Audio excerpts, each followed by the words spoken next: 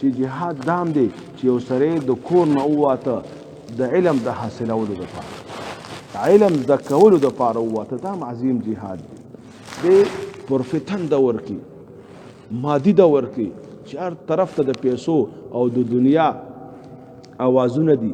او هغه سړی لوی سړی ګڼلی شي هغه سړی کامیاب سړی ګڼلی شي هغه سړی هلکه وي دا فلانکې خو ډېر مخکې دی فلانکې خو رسېدلی دی څوک چې چا سره پیسې اشرفۍ او ډالرې ډېرې دي په دغه مادي دور کې ته د دین د زده کړې لپاره پلار راویستي نو ستا پلار هم غټ مجاهد دی او تا هم غټ جهاد وکړه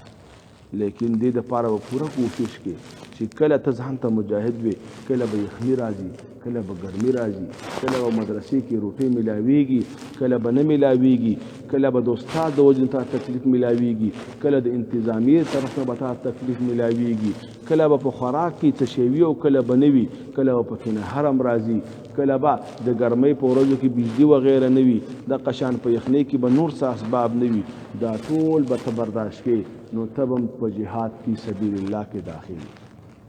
او د قشان دیو معنا بعض علماء دا کړي چې مجاهد هغه عالم هم دی چې علم زده کړ او بې په مادیات او دنیا کې اونه نه خطا بلکې ارسه قربان کړل او دین د اشاعت د پاره ځان وقف کړ